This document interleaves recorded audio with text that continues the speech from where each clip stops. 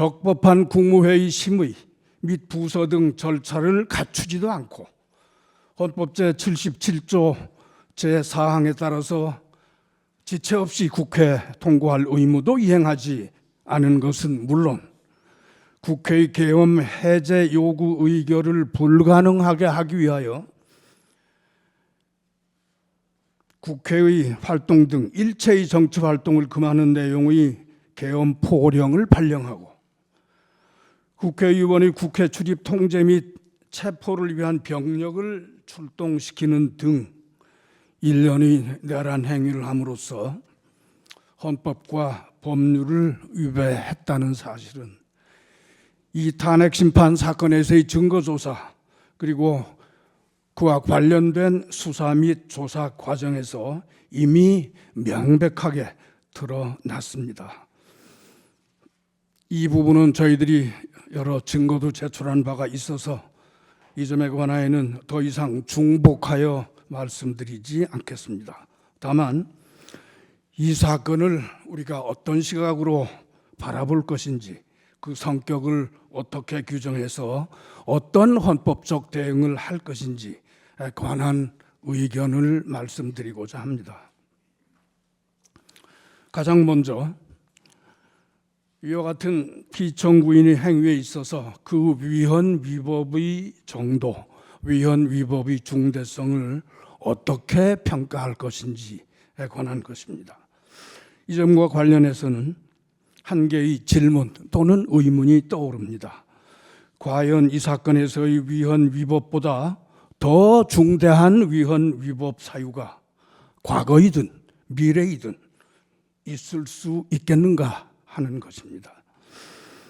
2004년 노무현 대통령 탄핵 심판 사건에서의 탄핵 소추 사유는 요컨대 기자회견에서 특정 정당을 지지한 대통령의 발언이 공무원의 정치적 중립 의무에 위반되는지 여부였고 2017년 대통령 박근혜 탄핵 심판 사건에서의 소추 사유는 어떤 특정 민간인의 국정 개입을 허용하고 권한을 남용한 행위가 대통령의 공익 실현 의무에 위배되는지 여부가 그 핵심이었습니다. 그에 비해서 이 사건의 소추 사유는 위헌 위법한 계엄령 선포 그리고 그 전후에 걸친 국회 선관위 침탈, 다수의 정치인, 법조인 등 체포, 구금, 시도 등 내란 행위에 관한 것입니다.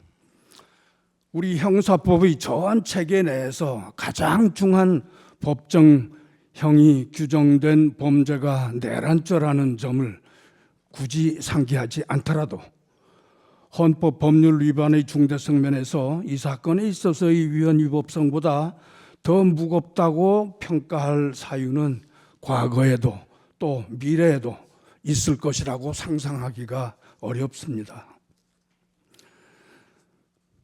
나아가 대통령의 국법상 지위가 어떠한지 잠시 생각해 보겠습니다.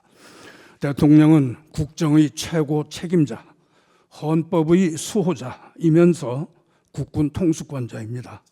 이는 헌법 제66조 및 74조에서 명시하고 있습니다. 따라서 대통령은 이와 같은 엄중한 책무를 수행할 확고한 의사와 능력 그리고 자격을 갖추고 있을 것이 요구됩니다. 그리고 대통령의 어떤 공적인 행위에 대한 평가는 당연히 이러한 국법상 지위와 성격에 비추어서 행해져야 할 것입니다. 그러한 관점에서 이 사건의 경우를 살펴보고자 합니다. 돌아보면 피청구인이 당초에 비상계엄을 선포할 때의 대국민 담화 내용부터 납득하기 어렵고 실은 매우 괴이적었습니다. 그 담화 내용을 보면 국회의 탄핵 남발 그리고 예산 삭감 등으로 국정 운용이 매우 어렵다라고 하는 설명을 하더니 그 어떤 다른 사정의 설명이나 주장도 없이 갑자기 종북 반국가 세력을 일거에 척결하기 위해서 계엄을 선포한다라고 선언을 했습니다. 이 대목은 피청구인이 그와 다른 정치적 견해를 가졌거나 또는 대통령이 국정 운영에 협조하지 않는 자는 그것만으로도 종북 반국가 세력으로 인식하고 있다는 것을 드러내고 있습니다.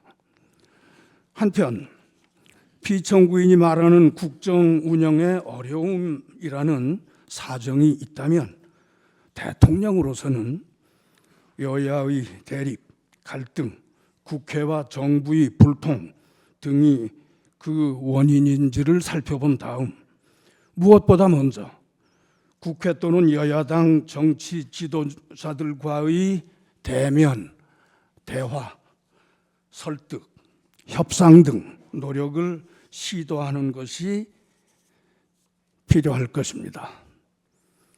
그리고 이러한 경우의 필요에 대비하여 헌법은 제81조에서 대통령은 국회에 출석하여 발언하거나 서한으로 의견을 표시할 수 있다라는 규정까지 두고 있습니다.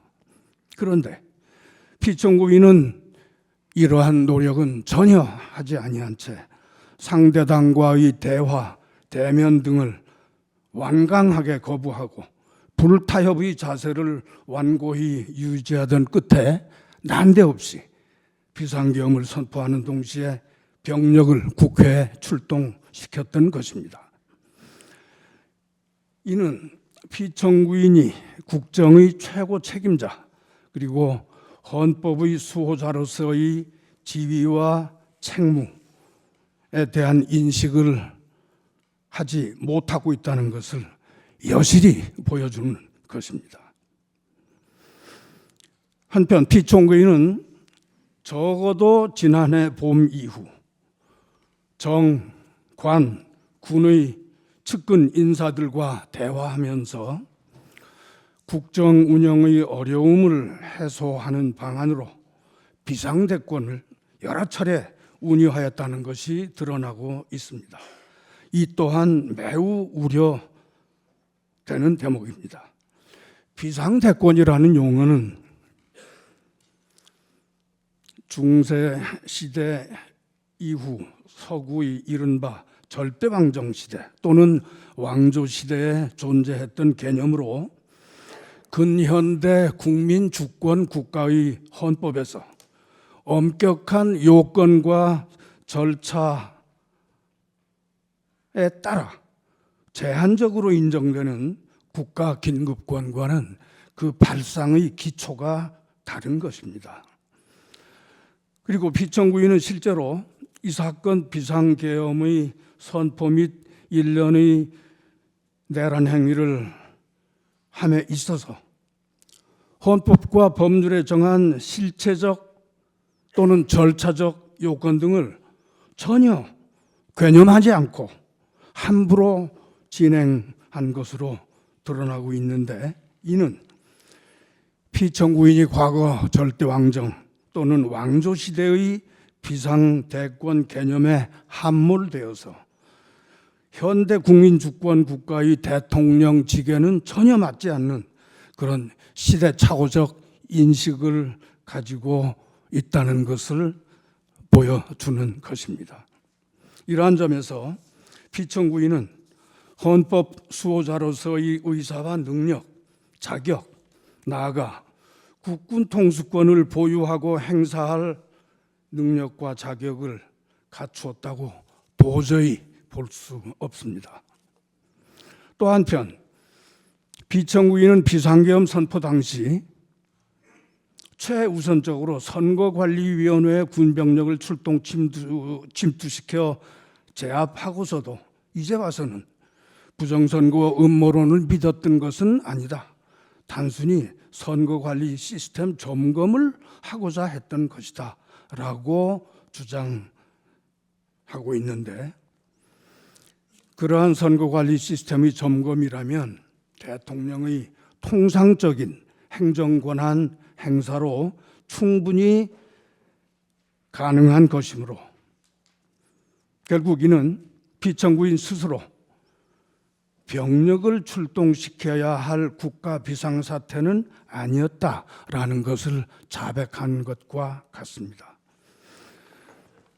이 밖에 피청구인은 억지 주장과 궤변으로밖에 볼 수 없는 여러 가지 주장을 하였는데 이를 전부 매거하기가 어려울 정도입니다. 피청구인은 계엄 선포 당일 군인들이 국회에 출동 진입을 했으나 그로 인한 무슨 유혈 사태가 발생하지는 않았고 오히려 군인들이 국민들로부터 폭행을 당했다라고 주장하였는데 이는 마치 야간 주거 침입 강도범이니 그 강도범을 집에서 밀어내려고 한 집주인을 폭행범으로 몰아붙이는 것과 똑같습니다.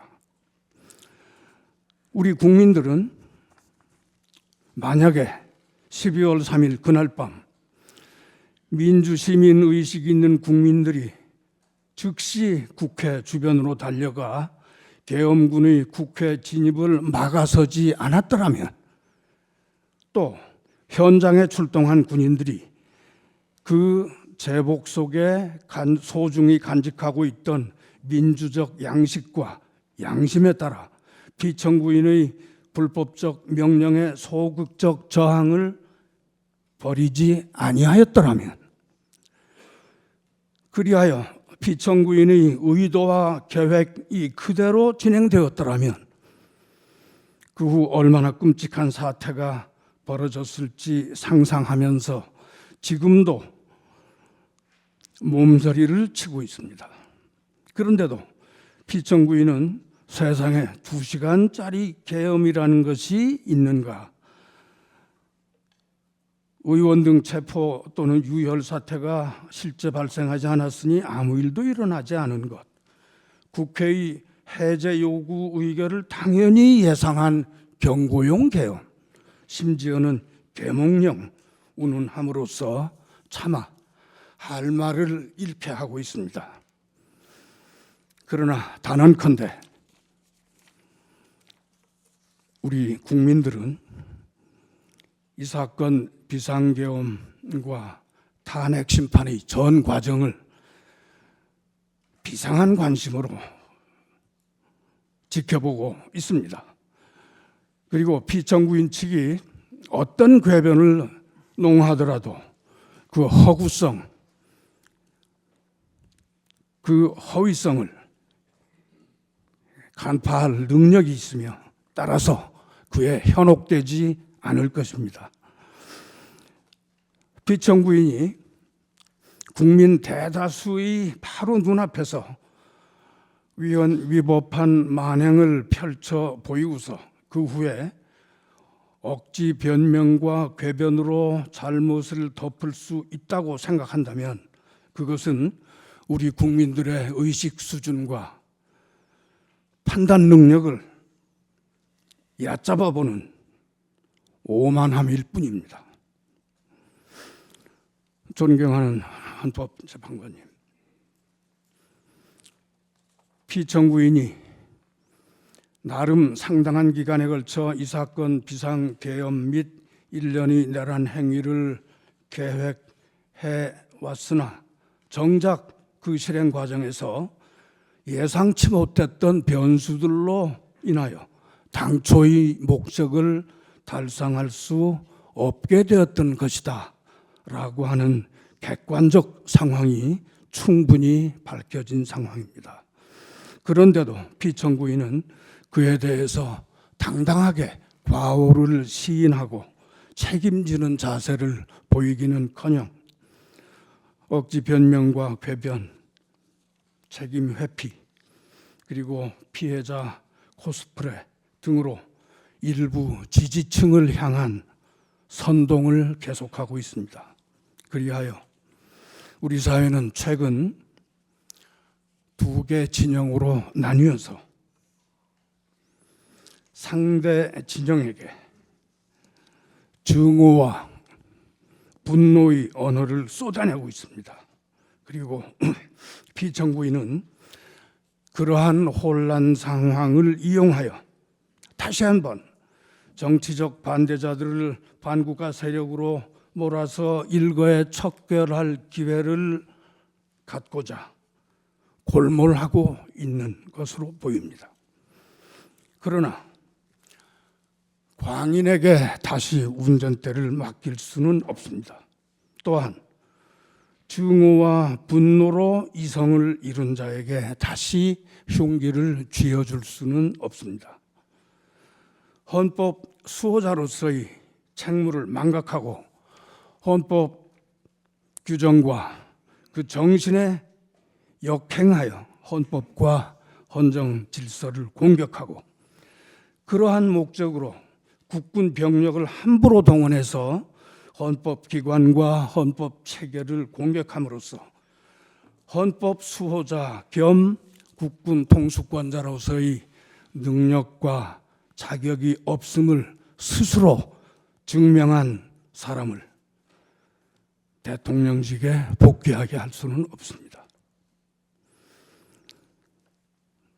피청구인의 무모하고 무도한 행위를 그 행위로 인한 헌정 질서의 위기, 그로 인한 현재의 혼란과 갈등, 반목, 적대의 상황을 가장 빠르게 극복하기 위한 노력을 서둘러야 할 것입니다. 한 걸음 더 나아가서 오늘의 이 탄핵 심판은 단순히 피청구인 한 사람의 대통령직 유지 여부를 가리는데 머무르지 않습니다. 이것은 우리 헌법의 존엄을 지키고 우리 민주주의 가치를 수호하며 입헌민주공화국 대한민국의 헌정질서와 법치주의 장래를 결정짓는 중대한 재판입니다. 우리의 입헌민주주의는 이제까지 여러 차례 위기를 경험한 바 있었으나 그때마다 우리 국민들은 용기와 지혜로 이를 극복해 왔습니다. 우리의 역사는 그 고통스러웠지만 위대했던 그 발걸음을 기록하고 있습니다. 이 사건 탄핵 심판은 우리 국민들이 다시 한번 민주 헌정 질서의 위기를 넘어서 민주주의를 회복하는 역사의 한 장면으로 남을 것입니다. 존경하는 헌법재판관님, 이제 우리 헌법이 그 스스로 헌법 및 헌정 질서의 수호 장치로 마련해 둔 이 탄핵 심판 제도를 통하여 피청구인의 비상계엄 선포와 일련의 내란 행위의 위헌 위법성을 분명하게 공권적으로 확인 선언하고 피청구인을 대통령직에서 확정적으로 배제해야 합니다. 그것이 헌법의 명령, 국민의 명령, 역사의 명령이라고 생각합니다. 존경하는 헌법재판관님, 이러한 점을 고려하셔서 피청구인을 대통령직에서 마땅히 파면하여